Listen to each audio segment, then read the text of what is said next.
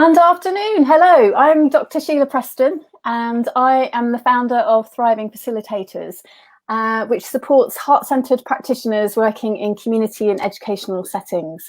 So this afternoon, I'm speaking with Varshini, who's a member of Thriving Facilitators. In fact, you're a founder member of Thriving Facilitators.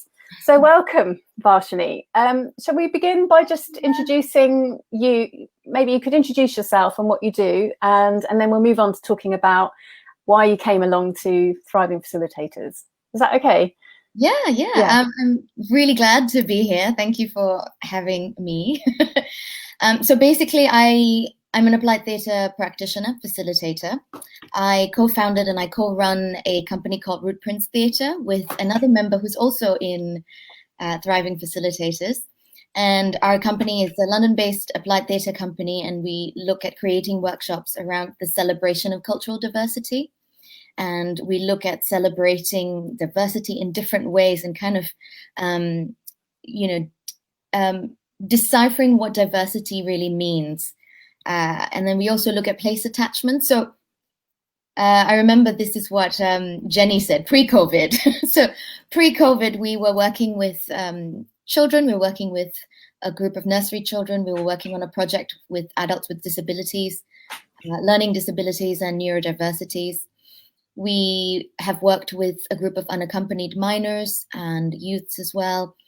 And we've also been going back with Central to lead workshops for their induction program for their MA students. And actually, thankfully, recently during the lockdown period, we were able to go back and run a session for the new MA Applied Theatre students. So that's another part of what we do as well. We're trying to grow that company and see what we can do more.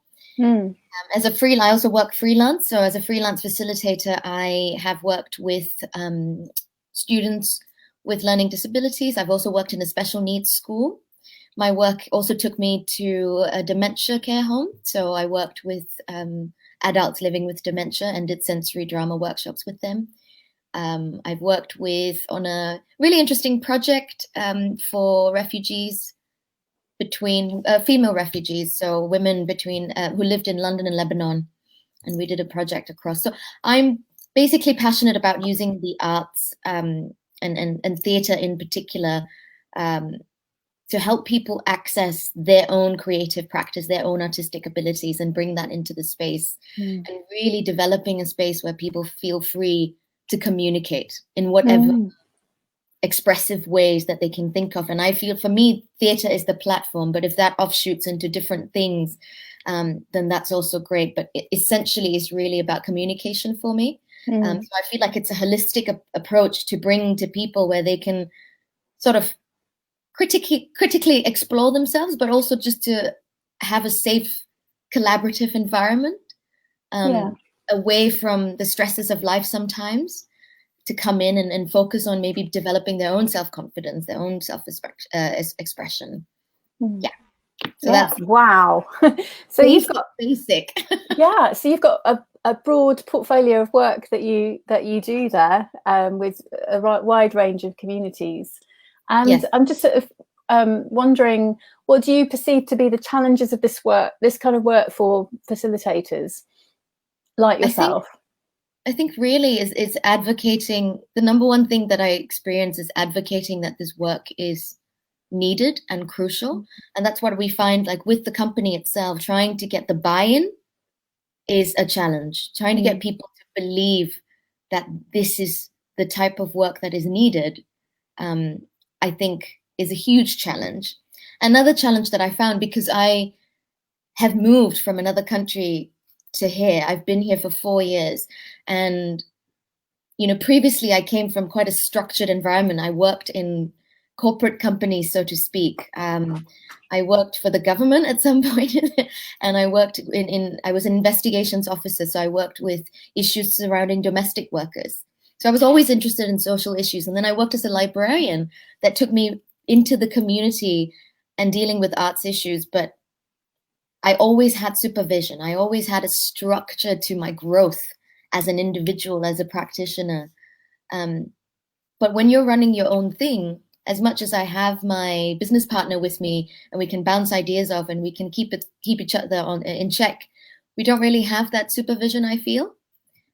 So support is lacking, I think, for freelance practitioners, or like communities. You have communities of like writers to come together. You have, unless you have your own peer support, there isn't really like an established group of practitioners coming together to talk about the practice. We tend to talk about what we do, but I don't think we tend to talk about really how we do it and the issues that can come up when you're learning how to do it, if that makes sense. Yeah, absolutely, makes total sense. Yeah.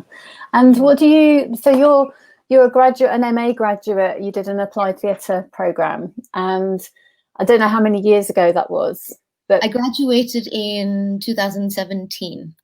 Yeah, so about 3 years ago.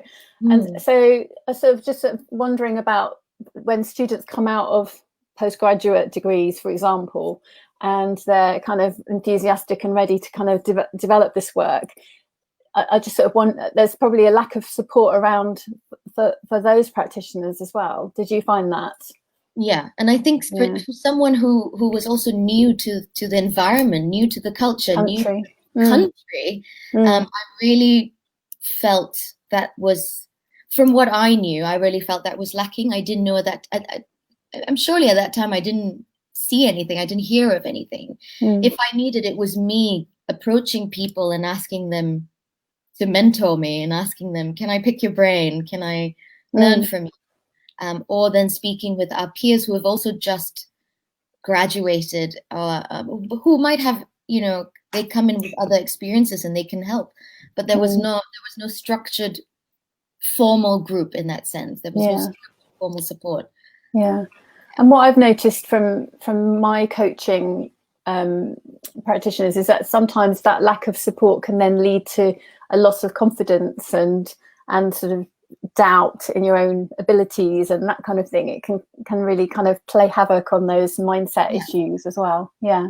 Like the imposter syndrome, which we did this week. Yes. Because I think sometimes you're working in a silo and you might be speaking with people who are doing the same kind of work. So you're almost preaching to the choir.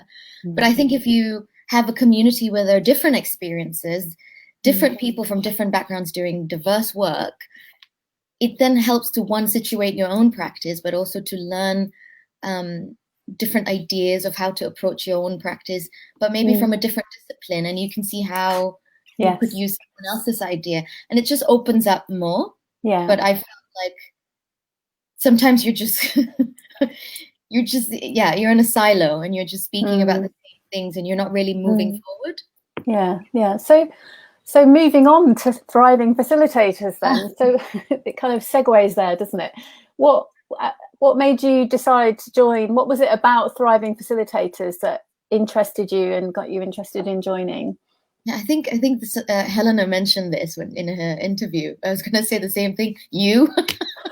Right. Okay. I think because I was trying to remember how I found out about thriving facilitators, and I think it was through a tweet.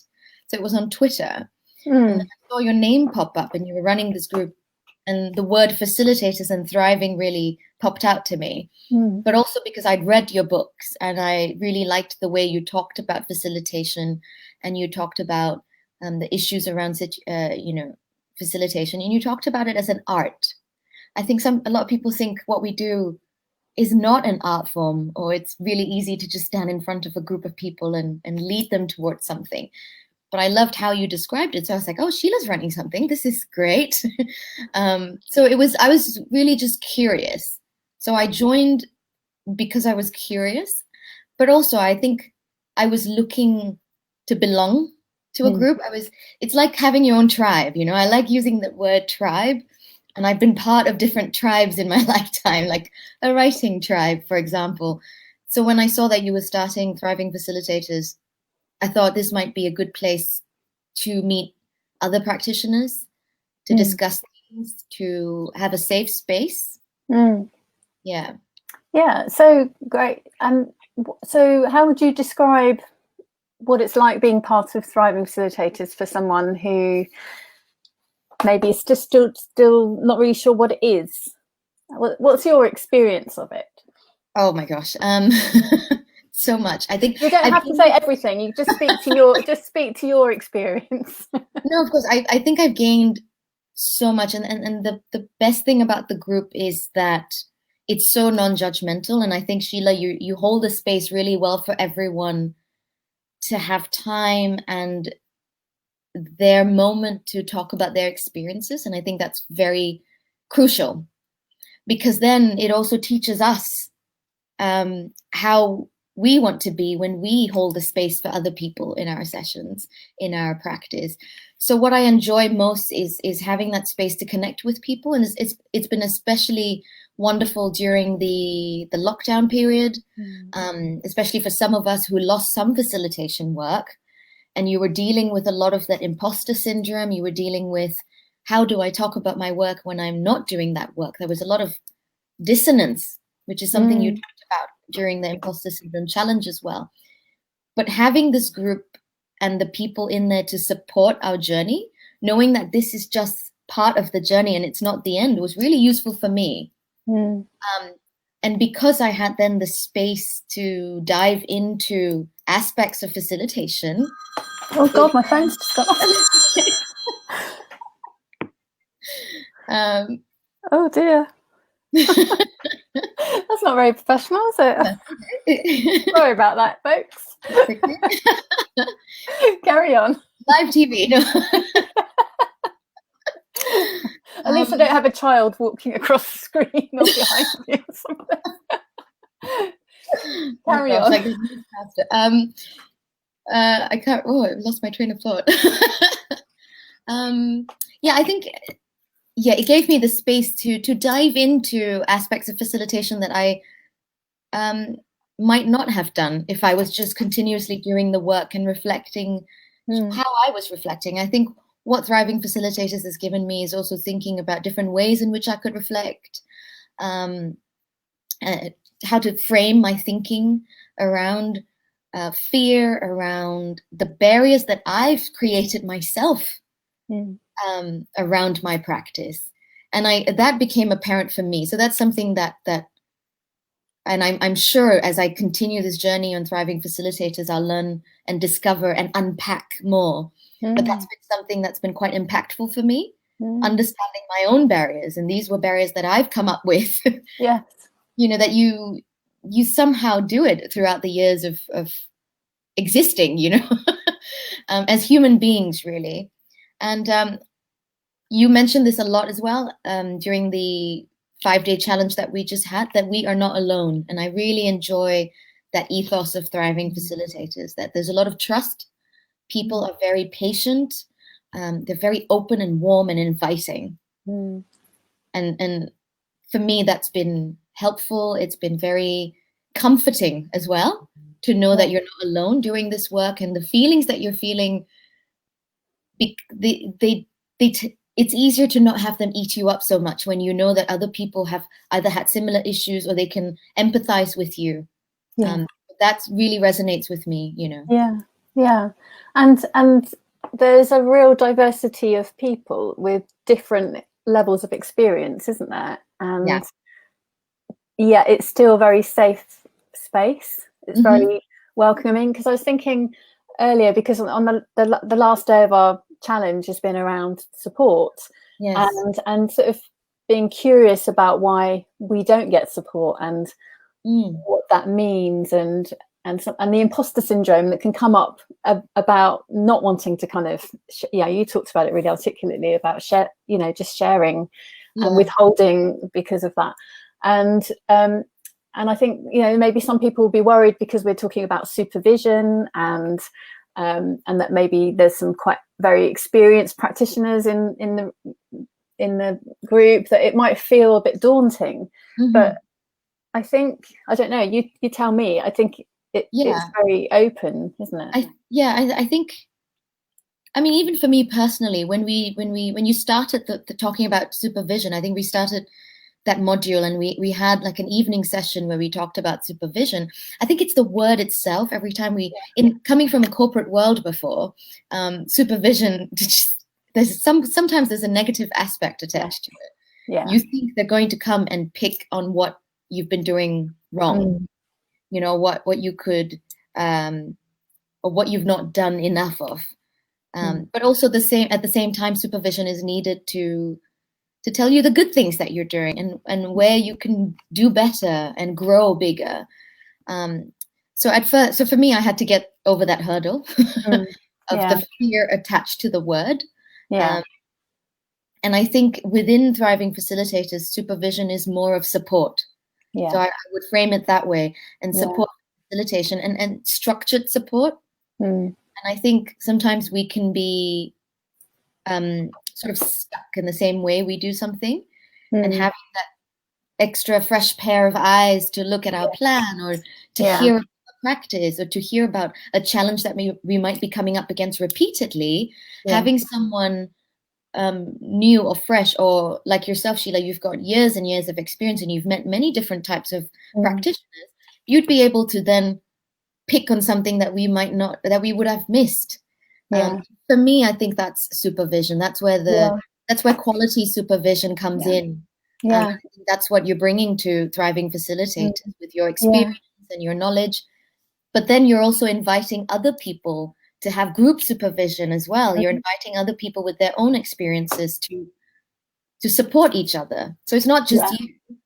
I mean, you lead it, and then you have other people, like, for example, like Helena, who is teaching applied theatre, and you know, we've got Jenny, who runs her own company in a completely different landscape, but they can then bring different insights and diverse understandings of perhaps similar issues. So, I love how you've just framed supervision there beautifully. I really do. And this idea of having a space where there's a fresh pair of eyes, to just have that conversation that reflect, and that can help you look at patterns that have evolved maybe in your practice, but that self-reflection and reflective practice through that as well. So I that idea of having sort of different lenses, placing different lenses on the way that we see a particular situation is absolutely key. And that's great. I think there's a lot of trust in the group, in the sense that I can take away what I need to take away, and if it doesn't resonate with me, I can leave it. And I think that's great about the group. And like how I mentioned, I felt some fear around the word supervision, but once I reframed my thinking, it was easier to go into it, to lean into it. And at the same time, I'm, like I mentioned in the imposter syndrome challenge, I think I talked about the fear of opening up about challenges. I think you asked us to think about, where do you think, when we were talking about supervision, you asked us to think about, where do you think you're not doing well, or something around that. And that was hard to start answering, because why would you want to tell your supervisor where you think you're not doing well, right? But in that space, having the support from yourself and the other practitioners to be able to do that helps to overcome that fear of communicating about your thoughts about where you feel you might be lacking. And sometimes you are, and you just need some extra support, or you need new information. You can do some research, or get a mentor, or get a new course. But sometimes I've had situations where people tell me, no, you're on the right track. And then you feel at ease and you feel more confident. So, and it also helps me, because if I'm going to go into a space and tell people to open up and communicate and express themselves, then I need to walk the talk. I need to be able to practice it in a space with other practitioners as well. So it's a lot of things that I feel we're getting out of Thriving Facilitators. And it's very, very useful. It's been very useful, and I'm looking forward to the rest of the journey. Well, that's fantastic. I love this conversation. Varshini, it's great. So the membership is now open for some new members. It closes on Monday. What would you say to someone who was maybe a bit on the fence, worried about the investment, just feeling a bit hesitant? I would say that I understand, because I felt the same way, and it's a really hard time Yes. to part with money, Yeah. right? Yeah. For a lot of us, it's a Yeah. hard time. But I think on the larger scale of things, on the grander scale, the amount of money that we are investing is, I think, who was this who said it was a few cups of coffee or something? I can't remember. Yeah, it's probably a couple. It depends what kind of coffee you have. If you have a posh coffee or a Nescafe, if you have I don't know if anyone has that, because I don't. But if you, I mean, yeah, it's probably, it works out about £6 or £7 a week, depending on which kind of plan you take. Yeah, so depending on how posh your coffee is. Yeah, and I think looking at that, it's definitely affordable for such an impactful program where, I mean, it's really for the work that we're doing. It's really a place to belong. For me, it's been a place where I can call my own. I feel at home here. It's my tribe. I feel like I might miss a few weeks, which I've done. I might miss a few weeks, and when I come back, it's very easy to get into it again. People are welcoming. And I love that there are valuable takeaways for the practice. So you're investing into yourself, and I would say to just take the plunge. And the thing is, you can try, and you can leave anytime. So if it doesn't work for you, you can leave. But I think at least give it a shot. Yeah. You know, I think that's a really, really good message. And the other thing that just occurred to me as you were speaking was the sessions happen at different times over the month, don't they? So sometimes they're in the evening. So it's usually an evening session, or there might be. I know you've attended we have like a coffee morning session at 7:45. So if you're on your way to work, you can pop in then, and then I do lunchtime sessions or. So we're kind of working with time zones as well now, because we've got some people from various international locations. So I tend to vary it over the months.